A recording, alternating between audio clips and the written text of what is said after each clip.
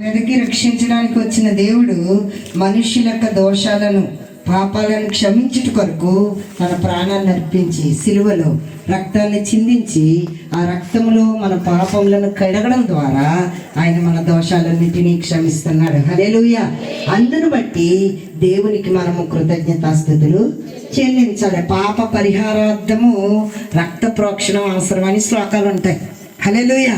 అంటే ఒక మనిషి యొక్క పాపము పరిహరించబడాలి అంటే నీటిలో మునగడం ద్వారా కానీ లేకపోతే ఏయో చెల్లించడం ద్వారా కానీ పాపం పరిహారము అవదు. ఖచ్చితంగా మరి పరిశుద్ధుడైన రక్తము కావాలి. ఆ రక్తము యేసు ప్రభు యొక్క రక్తమై ఉంది. ఆయన పరిశుద్ధుడు, నీతిమంతుడు, నిష్కల్మషుడు, నిర్దోషి, పాపులలో చేరక ప్రత్యేకంగా ఉన్న దేవుడు. ఆ దేవుడు మన కొరకు తన ప్రాణాన్ని పెట్టి మనం తెలుసో తెలియకో లేకపోతే పరిస్థితుల ప్రభావం వల్ల మనం చేసిన దోషాలన్నిటినీ ఆయన క్షమించాడు. కాబట్టి దాని కొరకు ప్రభుకి మనం ఏం చేయాలి? కృతజ్ఞత చెల్లించాలి. దాని కొరకు ఇలా చాలా మంది ఏదన్నా రోగం తగ్గితేనో లేకపోతే ఏదన్నా అనుకున్నది జరిగితేనో పెడతారు. కానీ మారు మనసు పొంది బాప్తీసం తీసుకున్నాక నేను యేసు ప్రభు నా పాపాలు క్షమించాడు కాబట్టి నేను దేవుణ్ణి స్తుతిస్తున్నానని ఎవరు ప్రార్థన పెట్టుకోరు. నేను సాధారణంగా వినలేదు అక్కడ.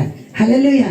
కానీ ఎందుకు అసలు మొదటి కృతజ్ఞత? ఎందుకంటే ఆయన నీ దోషములన్నింటినీ క్షమించాడు, నీ పాపాలు క్షమించాడు, నిన్ను నీతిమంతునిగా చేశాడు, పరిశుద్ధునిగా చేశాడు. నువ్వు నీతిమంతునిగా రాకపోతే, పరిశుద్ధంగా లేకపోతే పరలోక రాజ్యానికి చేరలేవు, మోక్షానికి చేరలేవు. ఆ మోక్షానికి చేరే మార్గమైన యేసు నీ కొరకు మరణించి తన రక్తాన్ని చిందించి నీ పాపాలు కడిగి పరిహరించి పరిశుద్ధుడిగా చేశాడు గనక ఆయనకు కృతజ్ఞతాస్తుతులు చెల్లించాలి. సమరయ స్త్రీ మరి పాపాత్మురాలు. దేవుడు ఆ రోజు నా బిడ్డ దగ్గరికి వెళ్ళాడు, ఆ నూతి దగ్గరికి వెళ్ళి అమ్మా నీ పాపాలు క్షమించాను అన్నాడు.